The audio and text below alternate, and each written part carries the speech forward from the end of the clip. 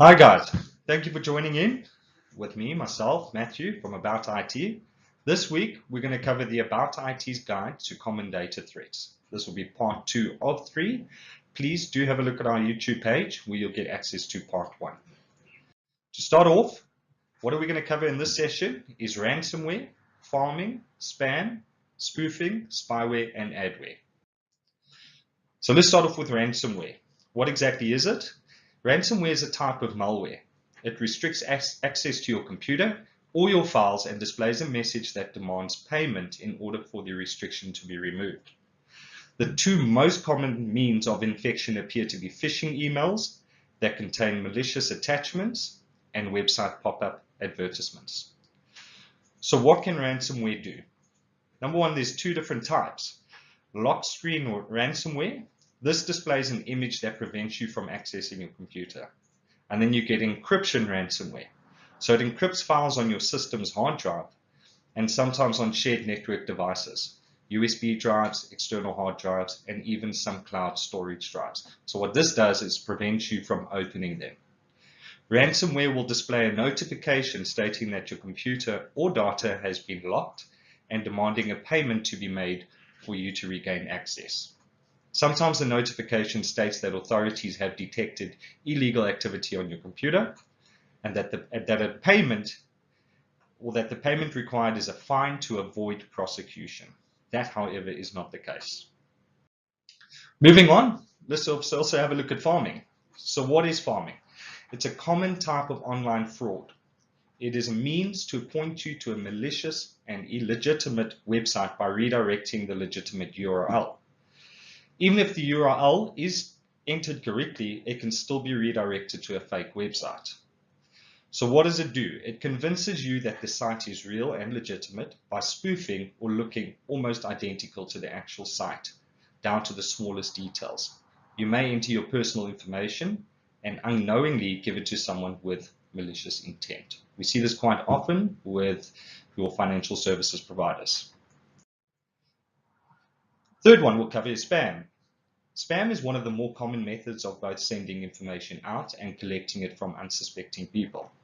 It is the mass distribution of unsolicited messages, advertising or pornography to addresses which can easily be found on the internet through things like social networking, a company website, and even personal blogs.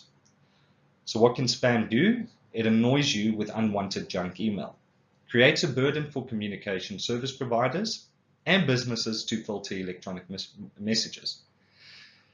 It will fish for your information by tricking you into following links or entering details with too good to be true offers and promotions. It will provide a vehicle for malware, scams, fraud, and general threats to your privacy. Spoofing.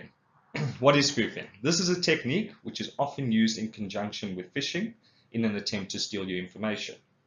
It is a website or email address that is created to look like it comes from a legitimate source. An email address may even include your own name or the name of someone you know, making it difficult to discern whether or not the sender is real. What does it do?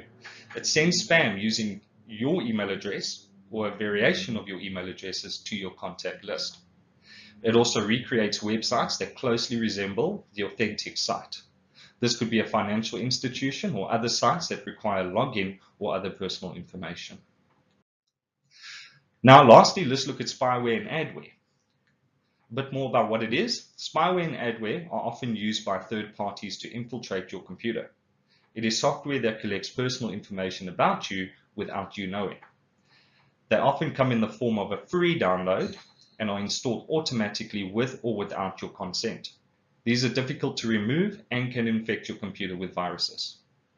A bit more about what it can do. Number one, it collects information about you without you knowing about it and gives it to third parties. It sends your usernames, passwords, surfing habits, list of applications you've downloaded, settings, and even the version of your operating system to third parties. It will also change the way your computer runs without your knowledge. And lastly, it will take you to unwanted sites or inundate you with uncontrollable pop-up ads. So guys, that's this week's About IT's Common Data Threats Part 2. I hope this provides some insight. We will be doing another session which will cover the last part, which will be number 3. But please do visit our YouTube page where you'll be able to get access to all the slides. Thank you very much.